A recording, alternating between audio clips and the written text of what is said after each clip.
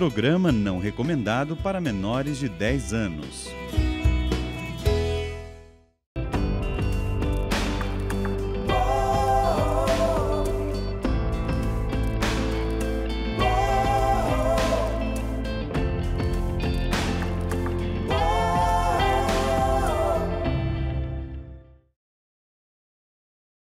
Olá! O programa Mais Saúde desse novo tempo vai ser com o meu querido convidado especial, que vocês sabem que eu amo, que esteja sempre no programa Mais Saúde, o Dr. Roque Savioli, e ele vai nos contar principalmente uma coisa que eu creio que ele tenha sido o primeiro médico a, de fato, olhar o paciente, ver que ele está com uma dor no peito, mas que não é do coração, mas querer fazer alguma coisa por ele. Porque um médico completo não olha só um determinado departamento da nossa saúde.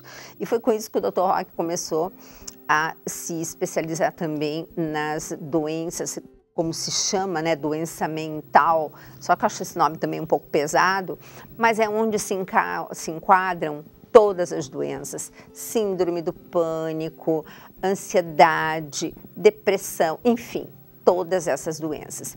E o Dr. Roque vai nos contar hoje sobre a relação entre a saúde mental e o seu coração.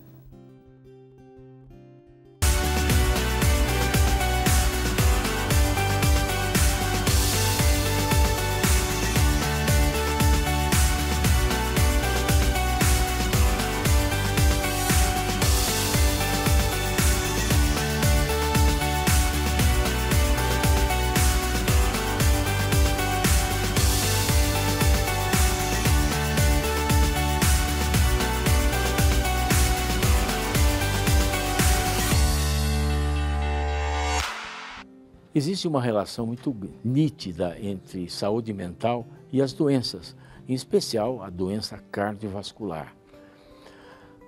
A saúde mental ela está relacionada por a ansiedade, a depressão, ao estresse, que são fatores incluídos nos fatores chamados psicossociais, que têm uma relação direta com infarto, com AVC e com a doença cardiovascular. A depressão é um dos fatores de risco, hoje muito considerado, porque as pessoas deprimidas elas podem ter infarto logo em seguida, por conta de alteração própria de neurotransmissor. Por exemplo, a gente sabe que a depressão está muito relacionada à serotonina, nível de serotonina no sangue. E a serotonina tem relação com as plaquetas, que são organelas, órgãos que fazem parte do sangue e que fazem parte, inclusive, da trombose. E a gente sabe muito bem que quando você tem um coágulo, a trombose, dentro de uma artéria coronária, você pode ter um infarto. E as pessoas que estão deprimidas têm alteração dessa função plaquetária que está relacionada à serotonina. Então é por isso que as pessoas deprimidas, elas podem ter infarto. Um outro aspecto que a gente vê, que eu vejo muito na minha área, que é a cardiologia, no pós-operatório de cirurgia cardíaca, a gente encontrar depressão não é tão infrequente, não. Então, no terceiro, quarto dia de pós-operatório, o sujeito pode entrar em depressão. Isso vem muito em relação daquele quadro de euforia, né, que a pessoa fica preocupada com a cirurgia, fica muito acorda na UTI, está tudo bem, então fica muito eufórico, né? Depois de uma euforia pode vir uma depressão. Então isso acontece e, lamentavelmente, depressão, ela pode ficar uma coisa crônica, sabe? E uma das preocupações da depressão é o suicídio, que acontece e cada vez mais com frequência em jovens, né? O transtorno de ansiedade também é uma das coisas muito comuns hoje. Primeiro por conta da pandemia, né? A pandemia criou um nível de ansiedade para todos nós, né? Porque você não sabia realmente, primeiro a gente não sabia como é que era a evolução da doença. A gente não tinha vacina, não tinha nada no começo, então você ficava muito preocupado. E as notícias também na televisão eram muito aterrorizantes, né? De forma que criou um grau de ansiedade. Com isso, teve muita gente com síndrome do pânico. Eu atendi muitos pacientes com quadros de pânico, sabe, que apareceram durante a pandemia. E mesmo agora, na pós-pandemia, né, pós-Covid que a gente chama, tá, a incidência de ansiedade muito grande, né, por conta da pandemia. E pânico, né? Pânico é uma situação muito importante, sabe, que a gente tem que levar em consideração, porque a pessoa acha que vai morrer, sabe, ela começa com palpitação, com mal-estar, sufocação, e a mão fica gelada e acha que vai morrer, literalmente acha que vai morrer.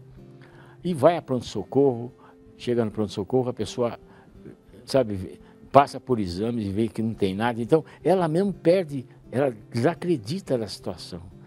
Então, e o pânico, como eu disse, cada vez mais é mais mulher, que pega mais mulher e jovens a cada vez mais.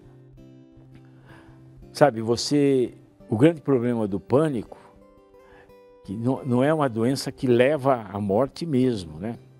Mas o grande problema é que vem a depressão depois. E sabe, uma coisa leva a outra, na verdade.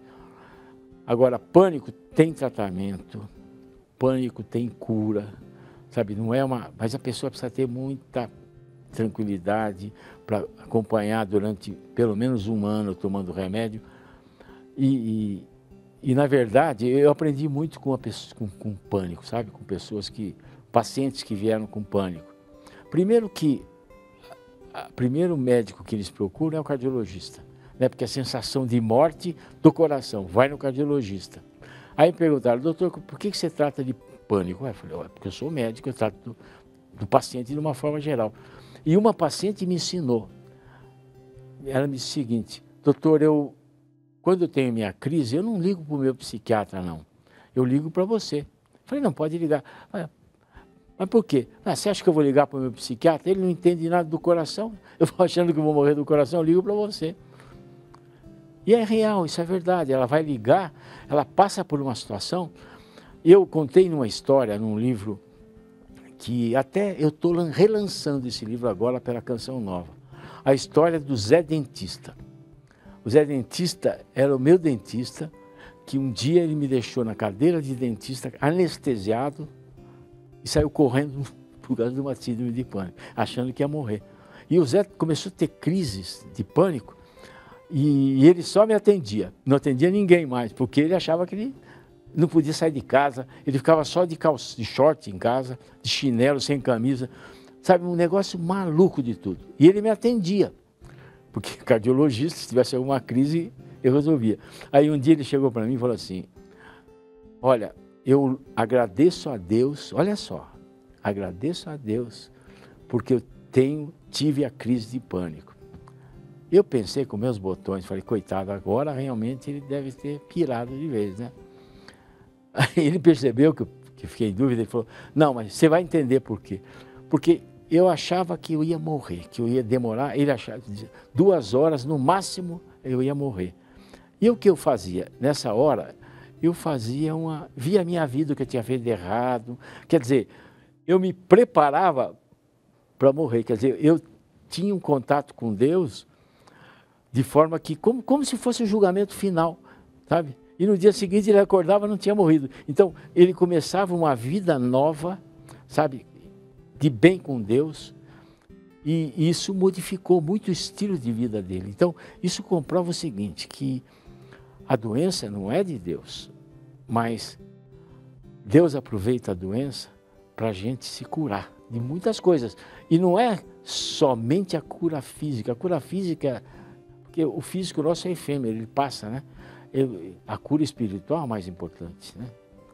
Então, o Zé Dentista me ensinou, e essa outra paciente também me ensinou sobre síndrome do pânico. Programas assim são altamente educativos. Não espere para procurar ajuda. Nós, mulheres, então, precisamos primeiro ver se o marido está com a camisa passada, se o filho está com o lanche organizado, para depois, se sobrar tempo, nós irmos buscar ajuda. Isso não está certo. Lembra que quando você vai para um avião, cai a máscara de oxigênio e o que é dito para a gente? Ponha primeiro em você e depois na criança do seu lado. Então, aqui o Dr. Roque mostrou exatamente o passo a passo, todos os sinais e sintomas que você agora vai ficar bem atenta, não só com você, mas com todos à sua volta. Um beijo grande e até o próximo Mais Saúde.